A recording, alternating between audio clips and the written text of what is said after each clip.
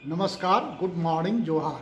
JCERT की डिजी school में आपका स्वागत है। पर्यावरण अध्ययन हमारी दुनिया कक्षा 5 पाठ संख्या 6 मुझे ताज़ा खाओ पाठ से संबंधित भाग 4 के अंतर्गत हम जानेंगे कि खाने की चीज़ों में हम किस प्रकार कुछ पदार्थों को मिलाकर उन्हें अधिक दिनों तक खराब होने से बचा सकते हैं और उनमें अलग अलग तरह के स्वाद भी ला सकते हैं। तो आइए इसे समझने के लिए हम लोग शामिल होते हैं डिजी क्लास के अगले भाग में।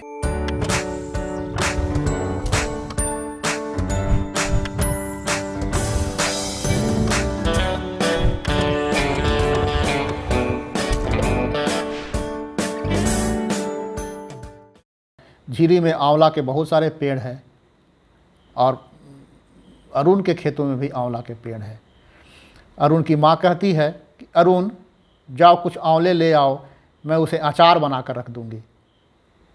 अरुण कहता है कि माँ अचार तो कुछ दिनों के बाद काले पड़ जाते हैं, मुझे आंवला के मुरब्बा बहुत अच्छा लगता है, तुम मुरब्बे ही बना दो ना। तो अरुण की माँ बोलती है कि हाँ बेटा, मुरब्बा भी बनाऊंगी। फिर अरुण खुशी खुशी आंवला तोड़ने की तैयारी में लग जाता है। अब बच्चों आइए हम लोग कुछ परियोजना कार्य को करते हैं, कुछ प्रोजेक्ट करते हैं। इसी पाठ पर हमारी जो समझ बनी है उसे और पुख्ता करने के लिए हम लोग कुछ प्रोजेक्ट वर्क करते हैं। आप ये प्रोजेक्ट वर्क क्या है आइए इसे समझ लेते हैं।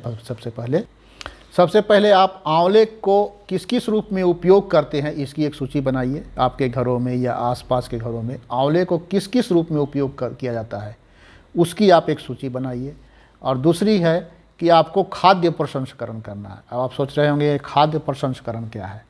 खाद्य मतलब आप समझ रहे हैं खाने वाली चीज़ें, प्रसंस्करण मतलब उसका रूप में कुछ पदार्थों को मिलाकर, खाने वाली चीज़ों में और कुछ पदार्थों को मिलाकर उसमें कुछ परिवर्तन लाना जिसके कारण उसका स्वाद भी बदल जाए और वह बहुत दिनों तक खराब होने से बचा रहे। तो आपके घरों में अचार, मुरब्बा, चटनी, पापड़ बनते होंगे। तो आप इनमें से कोई दो चीज़ का चुन लीजिए और उसे बनाकर अपनी कक्षा में ले जाइए, या अगर विद्यालय खुले नहीं हो तो अपने घर में एक दूसरे को दिखलाइए, अपने आस पड़ोस के लोगों को दिखलाइए। आप कोशिश कीजिए कि आप खुद से बना। तो ये जब बनाएंगे अचार, मुरब्बा, चटनी, पापड़, यही तो खाद्य प्रसंस्करण है ना। आप जब आलू के चिप्स बना देते हैं और उसे रख देते हैं तो वो ख़राब नहीं होता है। आप जब आम का अचार बना देते हैं तो ऐसे अगर आम को आप रखेंगे तो एक सप्ताह में 10 दिन में वो सड़ जाएगा, ख़राब हो जाएगा। लेकिन उसी आम को आप नमक और तेल मिला के, सुखा करके नमक तेल मिला करके अगर रखते हैं तो 1 साल तक भी खा सकते हैं, ख़राब नहीं होता है। या आपके यहाँ टमाटर है, उसकी अगर आप चटनी बना देते हैं तो आप महीनों दिन तक खा सकते हैं, उसे सप्ताह दिन तक खा सकते हैं। तो आपके यहाँ सूजी है, उसका पापड़ बना सकते हैं। कुछ फल हैं, उसका आप मुरब्बा बना सकते हैं।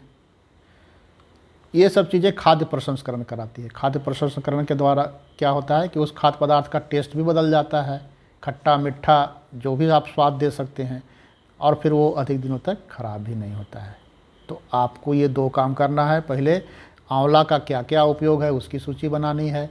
फिर आपको 2 खाद्य प्रसंस्करण के तरीक़ों पर काम करना है। या तो आप अचार बनाइए, मुरब्बा बनाइए, पापड़ बनाइए या चटनी बनाइए।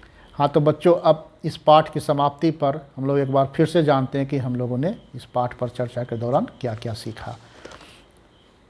तो सबसे पहले हम लोगों ने जाना कि कुछ चीज़ें जल्दी ख़राब हो जाती हैं और कुछ चीज़ें देर से ख़राब होती हैं। हमने यह भी जाना कि ख़राब होने वाली चीज़ें कई तरह से संरक्षित किया जा सकता है। कई तरीक़ों का अपनाकर, सुखा कर, उसमें नमक मिला करके, या उसका अचार बना करके, या मुरब्बा बना करके, या उसे फ्रिज में रख करके कई दिनों तक उसे हम लोग ख़राब होने से बचा सकते हैं। ये भी हमने जाना।